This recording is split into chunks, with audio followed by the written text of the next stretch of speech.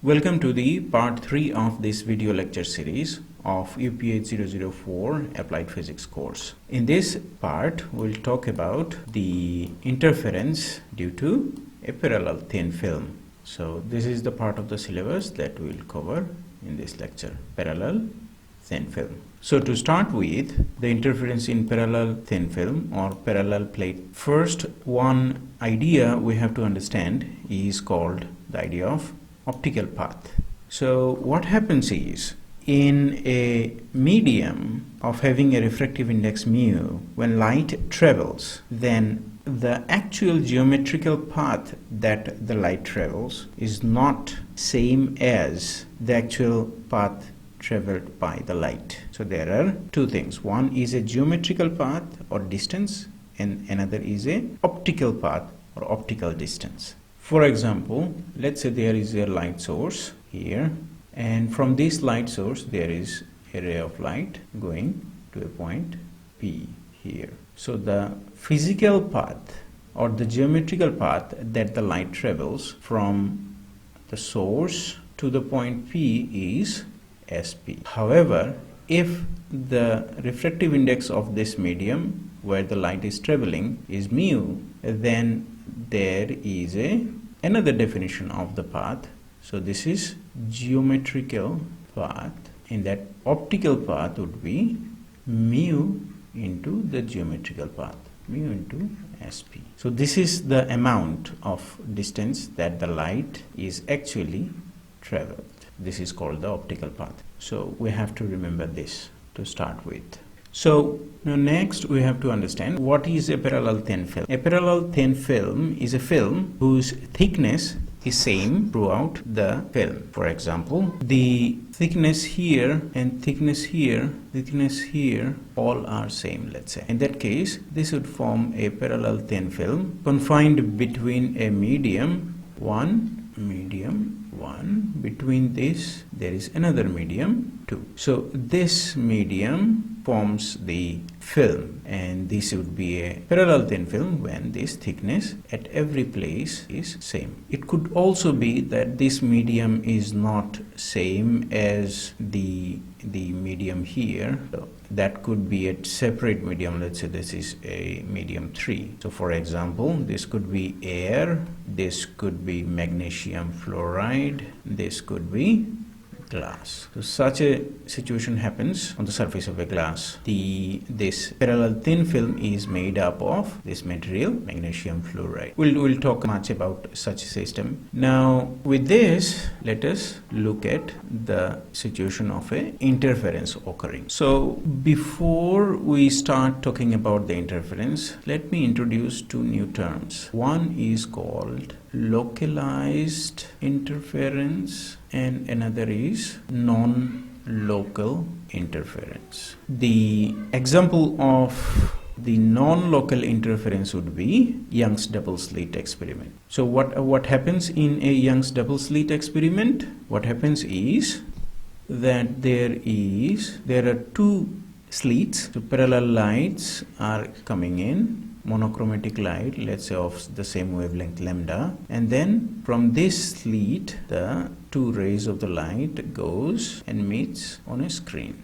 So here is the screen. So here are the slits, this is screen. So on this screen you see interference pattern. Now if I put the screen here a little bit in front or here, then accordingly the interference will happen on this screen. The interference pattern that you see on the screen is due to a path difference that gets created here. So this is the path difference as the light moves from the slit 1 and slit 2 towards the screen. And this path difference determines what kind of fringes or interference patterns you will see on the screen. At every point the path difference is different, so accordingly you see fringes or interference patterns on the screen. Now see, the sources are here and the path difference is created at this point, and interference is happening at a distance on a screen, and that's why we call such interference phenomena as a non-local interference. Means sources and where the interference actually happening are separated.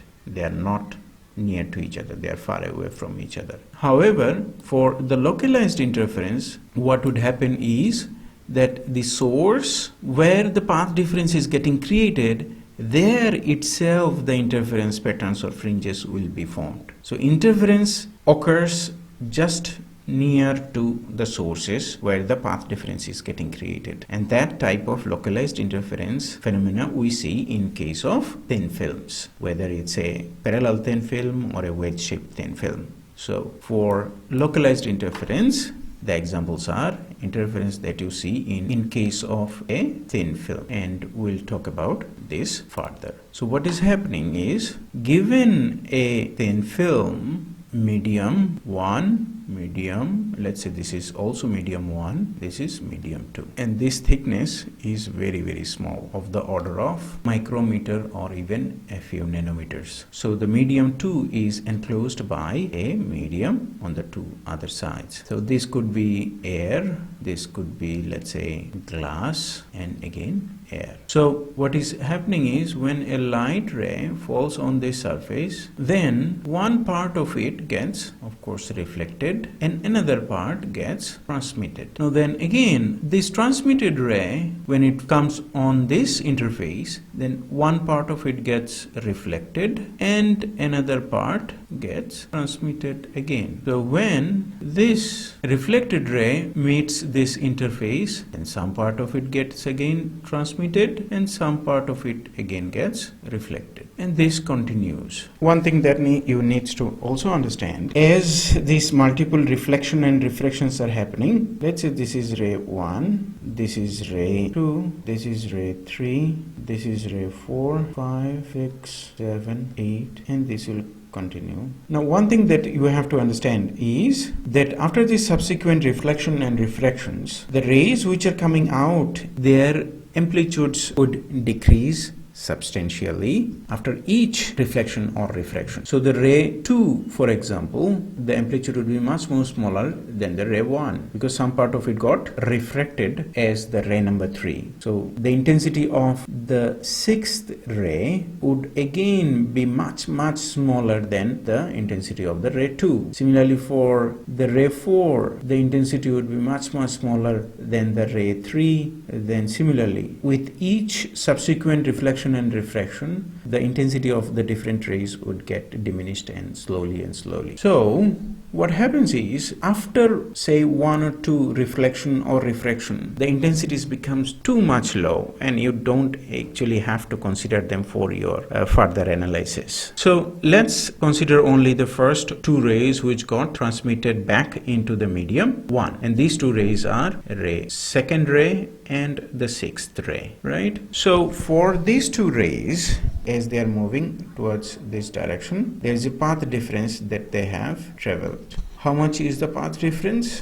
So at least you can say that when these ray 2 gets reflected from this point here, then ray 2 is traveling less than the ray 6, because there is an extra path that the ray is traveling from A, then to the point B here, then to the point C here. So this path difference is actually going to determine if these ray 2 and 6 comes and meet and do the interference, what kind of interference pattern one would see. Now next we'll try to calculate the conditions for the interference, and for getting the conditions, the most important step is to calculate the path difference between different rays which form the interference or to undergo interference. Now to calculate the path difference, here we come back and look at this detailed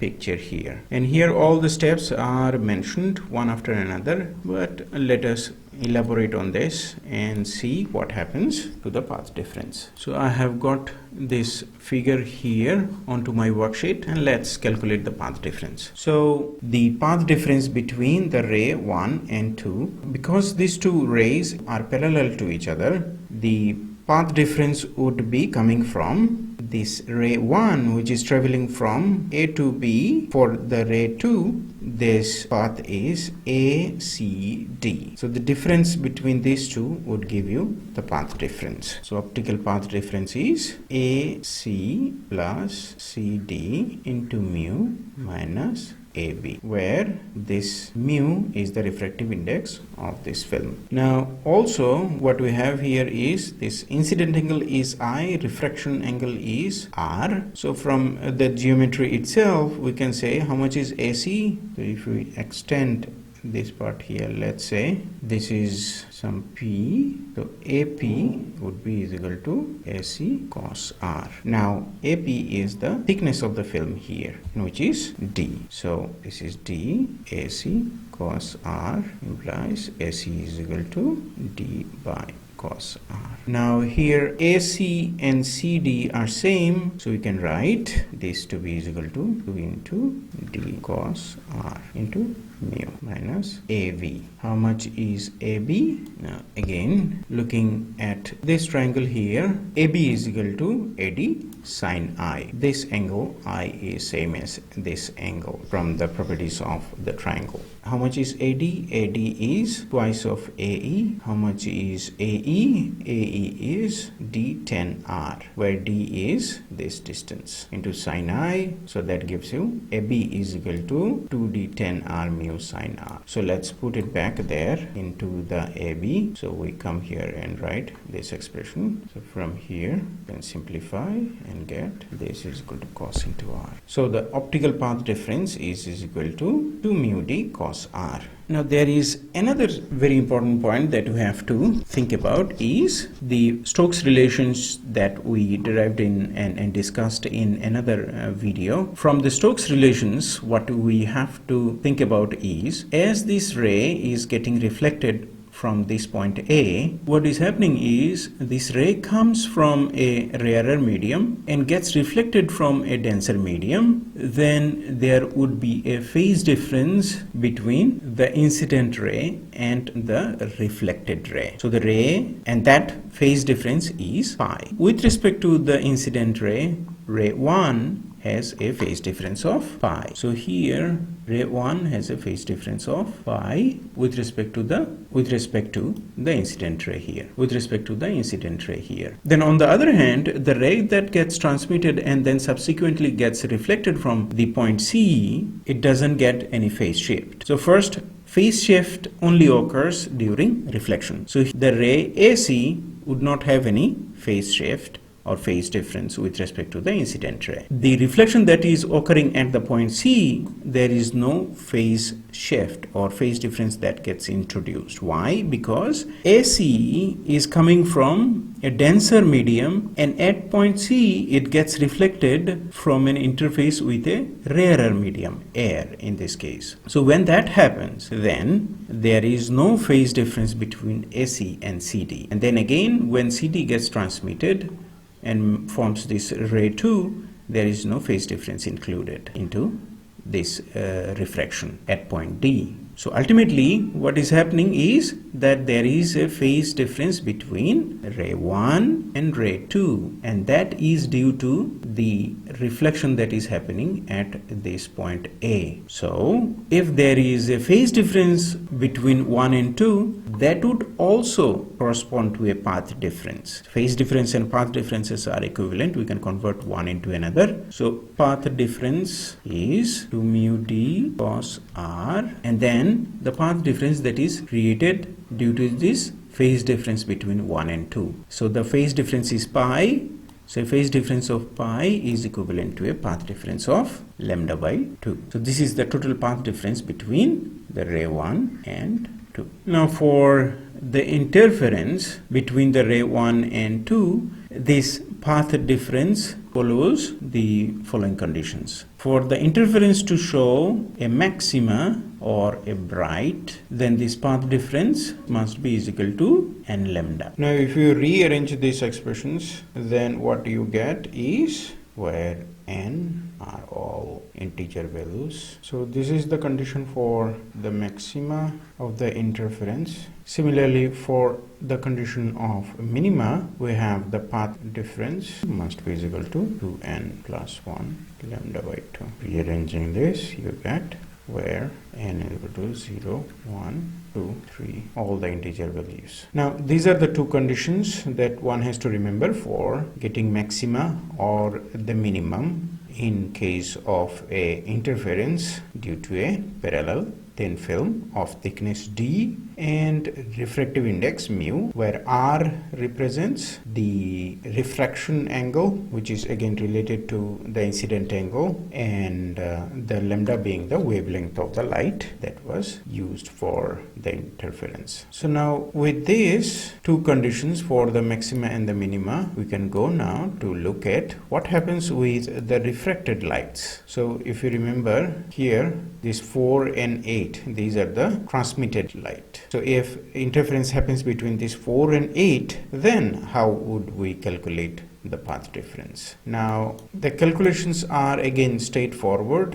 Here is the situation. This is like our last 7 and 8 ray. This is the original incident ray, and then the multiple reflection, and then again reflection happens, and ultimately you get the ray 8, and from here after refraction at the point C you get ray number 7. So to calculate the path difference between the rays 7 and 8, what we have to look at is that with respect to the ray 7, the ray 8 has traveled extra CD, then DE, and the ray 7 has traveled during that time the path CP. So the path difference would be CD plus DE, that is traveled in the medium with the refractive index mu. So the optical path difference between the ray 7 and 8 would be given by mu into CD plus DE minus this distance CP. Now to convert this CD and DE and CP into our known terms, that is the incident angle I or the refraction angle R, and then the thickness D of the film, we follow as we did in the last case, and like this one here, and from some of the geometric principles of right angle triangle from here, this picture, we can come to this, that the optical path is given by 2 mu d into cos r. So all the steps are described in this slide, and if you go carefully, then you can find out that the optical path difference is equal to 2 mu d cos r, as it is shown here. Now then, one last important thing that has to be mentioned here is, so with this optical path difference 2 mu d cos r, we have to think about what would be the condition for the maxima. As it can be seen here, that is condition for the maxima, that means ray 7 and ray 8 here would meet and interfere and produce a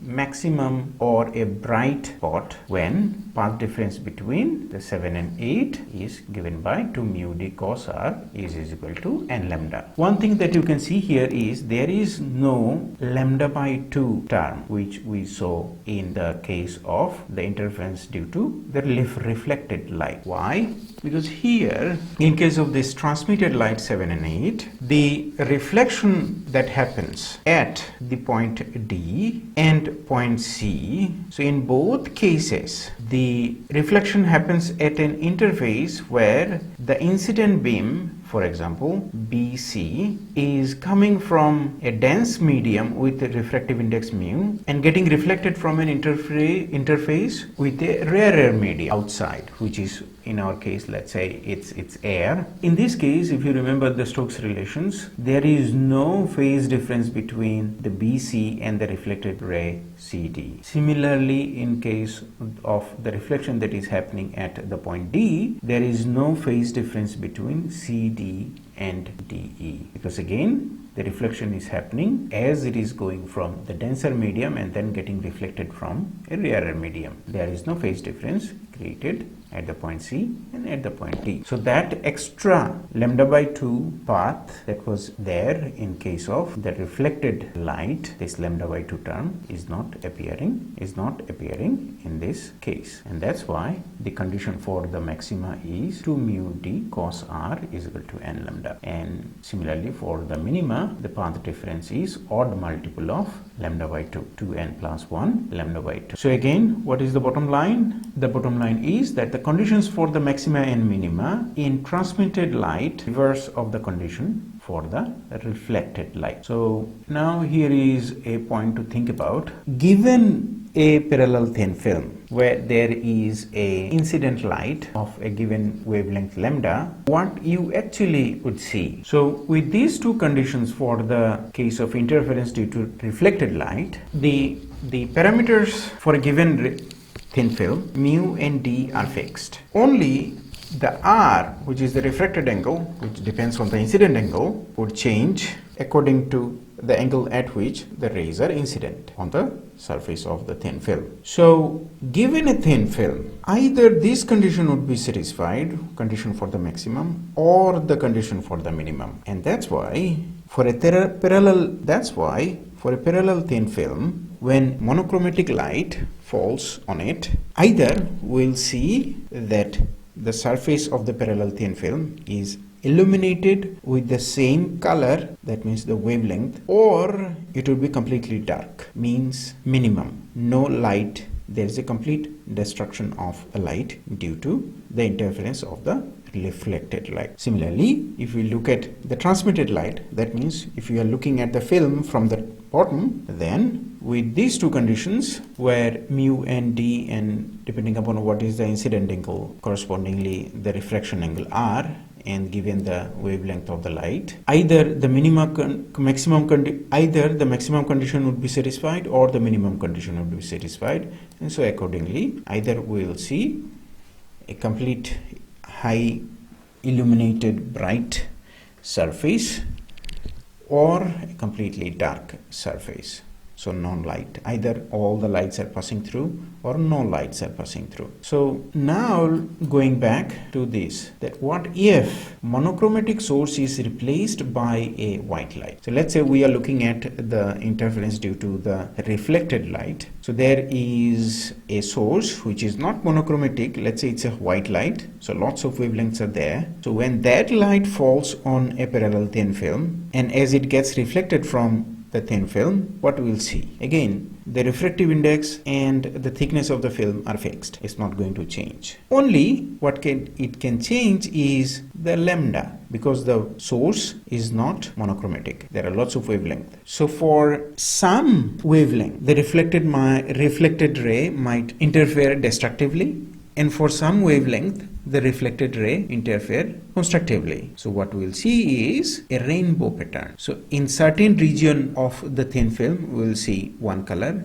and then there will be a dark area, then there will be a bright area of a different color, then there will be a dark area, then there will be a bright area of different color, and so on. And because this path difference condition, minima and maxima condition, depends on the refraction angle, that means the incident angle in turn. That's why if we change our viewing angle accordingly, or if we change the direction at which the light is falling on the surface, the condition will change. And that's why we will see the color to change, the distribution of the color on the surface of the thin film to change as we change the incident angle, or if we change our viewing angle. So, and this is the reason actually why we see the colors on the surface of a soap bubble changes as we change the direction of our view. Of course, there are other reasons for the color change in case of a soap bubble. For example,